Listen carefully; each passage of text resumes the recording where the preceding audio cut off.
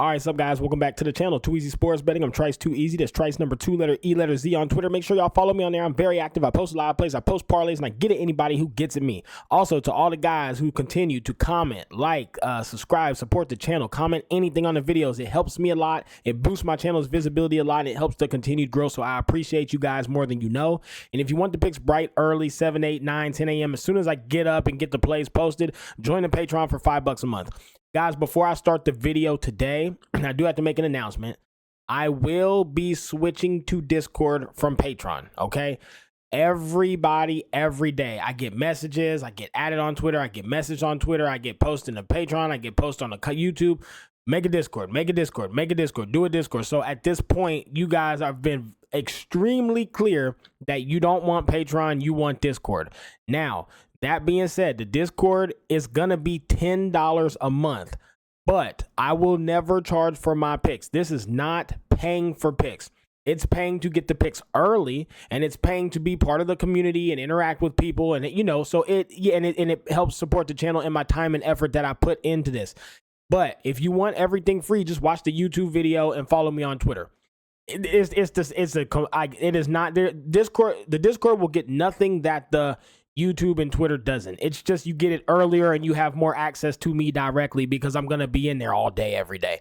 But so, you know, we can bullshit back and forth and post plays and live plays a little bit easier. But if you just want the picks I'm locking in the day and they interact with me a bit, just YouTube and Twitter is getting the same stuff. So don't think this me selling out. Oh my God, you said you're not going to do no paid Discord. This is not paying for my picks. The same shit is free. It's just access to it earlier and access to me directly in a community that we building. Because I plan on starting streaming, having guest viewers, doing some collabs because I'm growing more. So to do all of this stuff and facilitate it better, I think Discord's going to help with that as well. So again, I'm going to make it this week. It'll be $10 a month. If you don't want to pay that shit and you don't want to like throw any money towards it, just watch the YouTube videos, follow me on Twitter. It's the same thing, okay? So I can't stress it enough. They are not getting any picks that you guys aren't getting for free. I don't believe in selling picks, to be clear, okay? So anyways, without further ado, let's get right into the baseball slate today. We're going to first go over the player props, then we'll do the straights, we'll go over the slate review, and then I'll show you guys my final plays. I don't like the baseball slate, and I don't really like the football game tonight as far as a betting standpoint, so I've only got a few plays, but a couple props that I like, and as you guys know, my videos are sponsored by Outliers, the #1 sports betting app, and you have to use this to make parlays and win straights on props. It's the only way to be successful. You have to get this and learn it. 7 days free in the description, $20 a month. Learn it, breathe it, sleep, eat it, shit it, whatever you got to do. This will help you be successful. It's the best 20 you'll spend if you're a sports bettor. But anyways, Kyle Farmer to get a hit. Guys, he's been great. He's versus Boyd today for the Guardians. He's just hitting the ball right now. He's hot. He's on a 9-game hit streak. I like Kyle Farmer anyways. Before he was cold, as you can tell, over 20 games, 55%, he was not hitting at all, but he's found his stride. Let's ride it. It's only, you get it for -120 or -130. It's a great price for somebody who's hit it 90% of the time. And today's versus Boyd, who Boyd has a great ERA. As you see, it's only 2.18. He gives up a lot of hits though. He gets hit a lot. He gets in bad situations and he keeps getting out of them. I don't know if it's luck or if he's just that good, but he does give up a lot of hits. And when you have a guy who's hot and hitting anybody, go ahead and play it. So Kyle Farmer to get a hit. And then Fernando Tatis Jr., guys, he's versus Spencer Argotti tonight. 7-12 with a 4.72 ERA. Spencer gets hit the fuck up. You have Fernando Tatis Jr., who's been, I mean, just on fire, destroying this. 5, 4, 4, 3, and 4 for bases. You can get him over 1.5 at +115. I like this player prop a lot. So these are two props that I'd look into. Or parlay these two. You're getting one at +115 and one at -130. It's probably plus 300 odds or so if you parlay these two plays, and I think it's a pretty good play. If you just want like a small parlay to kind of double triple up, I will run that. Okay. Anyways, let's get into the straights we got today. My bad, I'm on the parlay screen. All right, here we go. Let's review the slate. So first game of the day, we got the Twins, Pablo Lopez, and the Guardians with Mr. Boyd. Guys, I'm leaning towards the Twins money line here. Pablo Lopez has been excellent. Matthew Boyd, he gets hit too much. I don't trust the Guardians at all. I don't trust their offense. I like Pablo Lopez. I think he's very good. He's been dominant. All his starts have been great. He's not giving up a lot of runs, not a lot of hard contacts, not a lot of hits. And the Twins' bats have looked pretty good. Carlos Santana continues to hit the shit out of the ball. They just look good. I think they look better than the Guardians, and Boyd gives up way too many hits. He gets hit up a lot. His ERA is a 2. It's very low, but I watch every game. He gets hit and hit and hit. He gets in bad situations, and he just keeps getting these miracles to get out of them. At some point, that luck will run out, and I just can't trust him. And I think Pablo, even if it's tied, I think when the bullpens come in, I think the Twins just win it. I think they get to Boyd. I think they'll find a way to score, and I think Pablo deals today versus the Guardians. And Guardians are not good versus lefties anyway, so this should be free. I'm on the Twins money line or the over 7.5 in this one. That's where I got to lean. Next game, Nationals. You got Jake Irvin. Mets, you got Sean Manaea. Sean Manaea has been fucking filthy, striking out everybody. He was already good before he got all this strikeout stuff.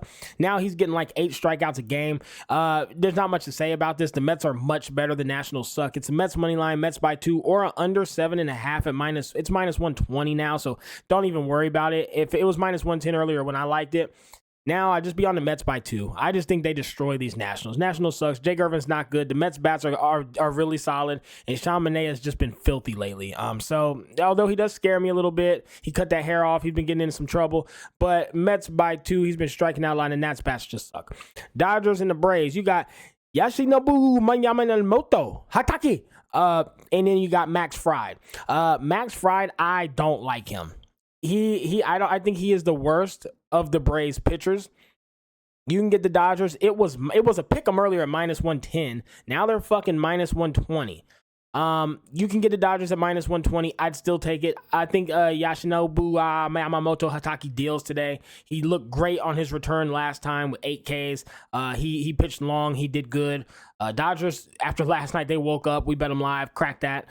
I don't trust the Braves. I don't trust their bats, and I do not at all trust Max Fried. The Braves have been playing good ball, though. I do think it's competitive, but I think Yamamoto's just unhittable for them. I think he just destroys them tonight. Dodgers on the money line should be easy. Minus 120 sucks, though. Try to get it minus 110. I wouldn't play it at minus 120 because I do think the Braves can win. And Yamamoto only had 1 start back, so we can't just ship it off of that 1 start back. Just probably stay away from it. But if you can get it at 110, I would play it. I wouldn't even play it at 115. 110 or better, I'd play the Dodgers, or I'd lean to over 7.5. Again, I don't like the slate today. Phillies and the Brewers.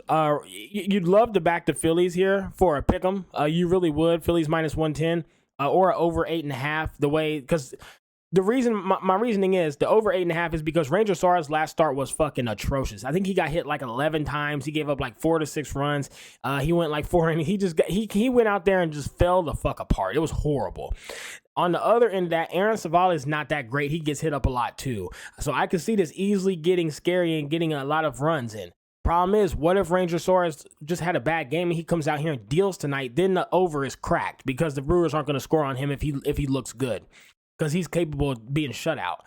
So I think you have to lean the Phillies here, because I think even if Ranger Suarez does pitch bad, I think the Phillies can still back him up. I think the Phillies can still, like, even when he had that bad game, he gave up 4 runs and like 11 hits. Even when he had that, the Phillies still won. They just rallied behind him. Versus Aaron Savali, I don't see why they couldn't. So it's a Phillies or an over for me, but again, I just don't like many of these games.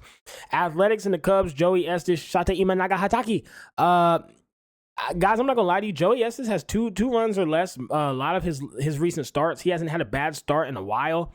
Athletics are good. Their bats continue to look great. I know they struggled versus the White Sox. I know, like, it's fucking sucks. Maybe they're on a downward spiral, but I think we're getting unbelievable prices at plus 165 to bet them because they're versus Shota. But the Cubs bats have looked not great. And Joey Estes has been dealing. I think both these pitchers do well. I lean under 7.5 at plus 105, or I'd take a stab with the Athletics on the money line at plus 165. I really believe they can win this game. That's just how I feel about it. The Athletics have been great to me, very profitable, and I don't see why they can't win here. But after the series they just had, I get why you'd stay away from it. So I'd like to just parlay it on like a lotto underdog ticket for some money. That's about it. Tigers and the Royals, guys. We got Casey Mize and Seth Lugo. Now, I keep seeing Reese Olson being called the starter, but then I also see Casey Mize. I don't know who starts this game. I'm a little bit worried. I was able to get the Royals at minus 115. Yes, I'm laying the juice there if Casey Mize is pitching versus Seth Lugo. Seth Lugo is great. He's always good. The Tigers don't tend to touch him. I think Seth Lugo just does great today, and the Royals bats have been on fucking fire. They're playing good ball. The Royals look really, really good lately. How'd they do last night? I actually didn't catch it. I was busy watching football yesterday. Did they win that game yesterday? I believe they did. Oh, they lost 4-3. That's tough. But still, I mean, they've been playing very, very well lately.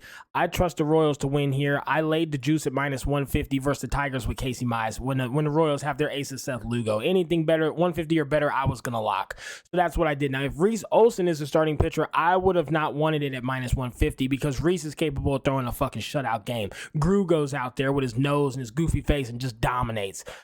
So I hope it's Casey Mize. Otherwise, I'm going to have to cancel this bet for a loss, but I don't want to lose a full unit because my unit's pretty big. So I'll be on the Royals money line at -150 as long as it's Casey Mize or the over 8.5 at plus 105 right now. So I like that as well. Tigers bats have looked good. They're playing good ball. It's just Royals with Seth Lugo and Casey Mize is terrible. But if it's Reese Olson, this bet's cooked. I'm canceling.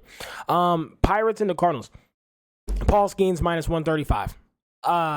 Seriously. And then Andre Palante, who has been horrible. He's been getting hit a lot. He's been giving up hard contact, and he's been walking so many. He just walks. Guys, look at this shit.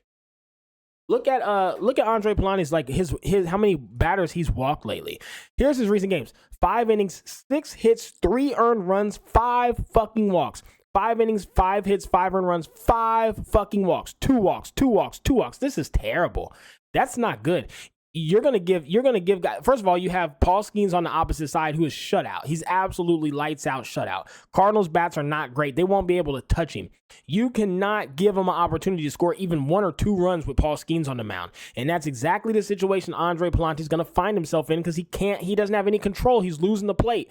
So to me, this is the easiest Pirates lock at a ridiculous price. This is a gift from God. I'm actually thinking about throwing another unit on this and making it a 2-unit play, but I've learned to be disciplined and not over bet something that you love. So this is so hard for me not to bet 2 units. I'm just betting 1, but I'm fighting myself to be disciplined because, upsets happen. It's baseball. We've seen it all season. But goddamn, Andre Palante has been terrible. Pirates bats have looked solid. Their offense looked great. They're coming off a win versus the Royals. And they have Paul Skeens on the mound. So this is just such a pirate spot. This is like a gift from the gods of gambling. But discipline yourself, parlay it maybe. I think this is the freest play. This is my favorite play of the night. And then the under 7.5 because, again, Paul Skeens just doesn't give up any runs. And I don't think the Pirates, I do think they score, but they don't tend to score like tons of runs. I think it's like a 4-1 win, 5-1 win, 3-1 win, something like that. I think the Cardinals score 1, maybe 2. Pirates score 3, maybe 4, maybe 5, something like that. D-backs and Rockies, full fade. It's a full fade. I thought it was Ryan Nelson on the mound. I was going to absolutely hammer the D-backs by 2, but it's Merrill Kelly, who he doesn't look great. Then you have Antonio Senzatala, who he had 1 start. He looked okay, but not excellent. Now he's versus possibly the best offense in the league. This could get out of control for him quick. The thing I worry about is I think the Rockies can hit the shit out of Merrill Kelly as well at home in the Coors Series. But then you have the D-backs who, Lord fucking knows what they're going to do on a Coors Series. I mean, my God, this team hits the shit out the ball. So I think you could lay the juice with the D-backs at -175. Mind you, you're going to have to pay double to win a unit, but I think it's very obvious that the D-backs win. I just worry because I think Merrill Kelly can get hit up by the Rockies, who have the home field advantage, and the Coors Series are always kind of unpredictable. So for me, it's just stay away. Let me see how the D-backs do in game 1 at Coors. And if they do what I think they're going to do, which is score about 20 runs, then we'll look to make a play tomorrow. All right, guys. Next game, we got the White Sox and the Angels. Jonathan Cannon and Reed Detmers. Reed Detmers has been lights out for the Angels lately. Unhittable, just dominating, tons of strikeouts. He looks good, man. Reed Detmers looks very, very good. I wanted to take the Angels first 5 by 1 at -120. I wanted to take this Angels first 5 by -1, minus a half a run at -120. So basically be winning by 1 after 5.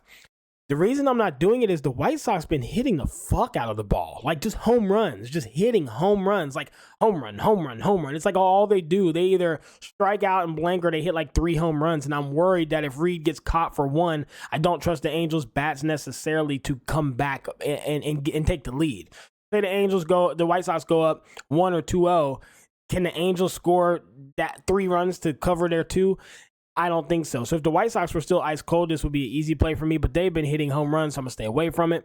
Under 7.5 also I think would be a nice play at plus 110, but truthfully, this is a tough one to cap. You probably just want to stay away from it because the White Sox are showing signs of life, and they've been hitting home runs, like really have been having good at-bats.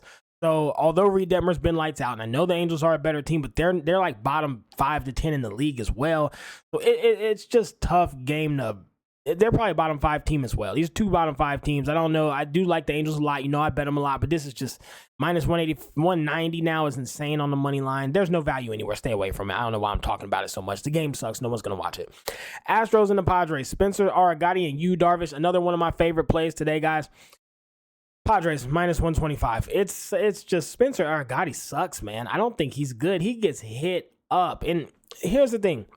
Versus some teams, it's okay if you give up a lot of hits, and say they don't draw a lot of walks, or you give up a lot of hits, but they don't have a lot of hard hitters, or they don't have a lot of home run hitters, and they don't have good defense or pitching behind it. Like sometimes you can get away with just giving up a lot of hits. It's okay sometimes. You give up a lot of hits versus the Padres, who have great at bats, run up pitch counts, draw a lot of walks. You are going to get fucking cooked. Spencer Aragati gives up way too many hits. In the Padres lineup, there's not a weak link. Everybody can fucking hit. So if you give up those hits, like say versus an average team, he's giving up 4 or 5 hits. That's 8 to 10 hits versus the Padres. If you usually walk a team 1 or 2 times versus the Padres, that's 3 or 4 walks. I don't see any way Spencer can survive this game. Padres minus 125 is the move. We're the under 7.5 at plus 100, but stay away from that. I just like to give a lean for the over-under. Padres minus 125 is an absolute fucking lock today. All right, guys, let's look at some of the parlays that I played. Parlay number 1, guys. I'm keeping these, simple, small. I've been winning a lot. I've been hitting parlays every day. Straights have been hitting. I've been very disciplined lately, and my money's going through the roof. So we're going to keep it that way. Diamondbacks, the Mets, the Royals. This game should be free. It's plus 303. I like it. 3 extra money. Bet 100. You'll get paid out 400. Who wouldn't like that? This should be a very easy parlay to hit. Upsets happen, but this should be pretty free. Next one, Twins, Padres, and the Pirates. A little bit more risky, right? But again, I think the Twins win. I think the Padres win. I think the Pirates win. I don't see why these teams can't win. And if you wanted, you could just parlay all 6 of these for a big-ass lotto. And then lastly, I got Royals, Freddie Freeman under 2 bases. D-backs, Jock Pederson under 2 hits. Rockies, Brenton Doyle under 2 hits. And then the Twins, Kyle Farmer to get a hit at plus 404. Love these parlays. Okay, guys. And then what are my plays that I played straights on today? So like my final locks.